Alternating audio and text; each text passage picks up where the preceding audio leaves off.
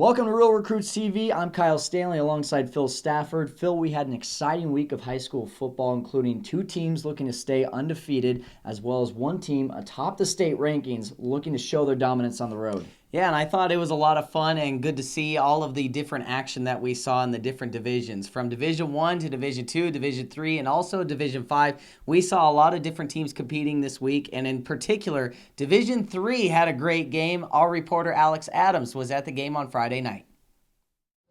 I'm here at Cactus High School as the Cobras set take the field against the Shadow Ridge Stallions in a matchup of two top 50 ranked teams that has been anticipated all week.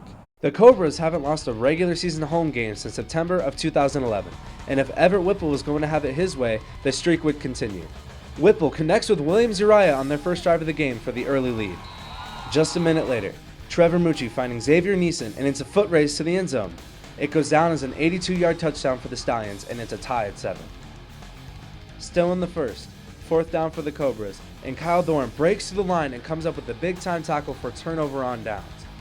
It takes just 3 plays for Gabe Jordan to give the Stallions the lead. This was a back-and-forth contest that ended with Shadow Ridge keeping their undefeated record with a 27-24 victory.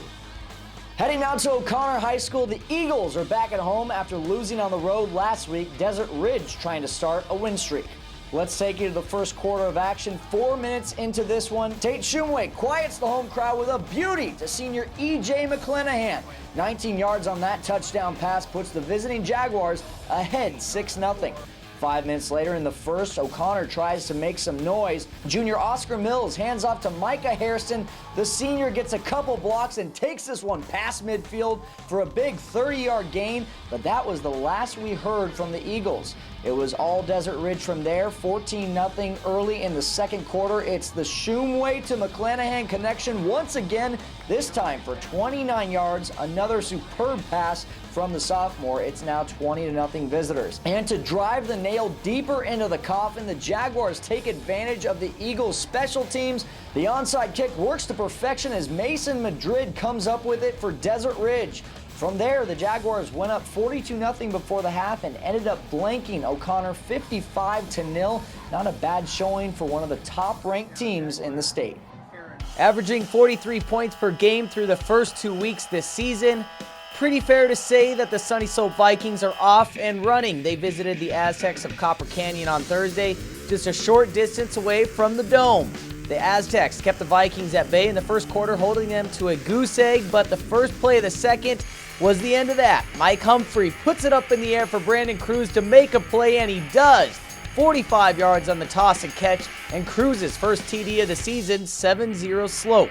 They would rattle off 14 more points in the next 10 minutes, and with the first half coming to a close, Tim Freisen pushes the Vikings into the red zone once again. But a few plays later, same formation, same motion from the right side, but this time Humphrey going to the air, and it's well executed.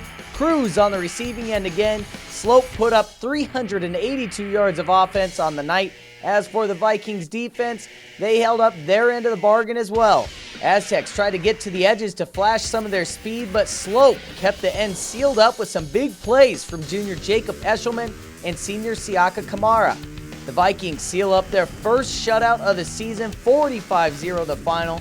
Jacob Eshelman talked with us after the game. Oh, it means a lot to us. We try our hardest. Our defense, we have a really solid defense. We go out there and just play our hearts out. It's really important. We're looking forward to the harder teams on our schedule later this year, so we're trying to, keep it clean. And let's wrap things up tonight with Scottsdale Christian and Push Ridge. The Lions looking to play the Spoilers on the road. Third quarter, it's quarterback Jacob Frithchen to Taylor Fitzgerald for a 15-yard touchdown. Push Ridge is now up 28-0. Skip ahead to the fourth quarter. Taylor Fitzgerald once again, this time on the ground. Somebody tell this guy that no one's around him. Speed like a locomotive, and he runs away with this one, and so do the Push Ridge Lions on the road, 42-0. It has huge playoff implications, especially home field for advantage, and just means a lot. We came off of a bad loss last week. We had a lot of turnovers at the game we should have won, so it's nice to come back and get a blowout. So ending the show there with a few blowouts, but Phil, you and I have been able to follow a couple teams. For myself, O'Connor, they've been a little bit of a mystery, starting off the season really hot, winning 42-6. Since then, they haven't been able to keep up with that pace, but I know Sunnyslope has been one that you're following very close. Their offense has been on fire, and defense is certainly keeping up with what the offense is putting down, and it'll be interesting to really watch how they respond when they start to face that tougher competition, both offensively and defensively. We'll keep an eye on them throughout the rest of the season. Make sure you stay tuned in to Real Recruits TV every week from here on out in the high school football season and beyond. RealRecruits.com. Check us out there, and also on Facebook at Facebook.com/RealRecruits, and always on Twitter at Real Recruits. For Kyle Stanley, I'm Phil Stafford. We'll see you again next week. Let's toss it out to our fans.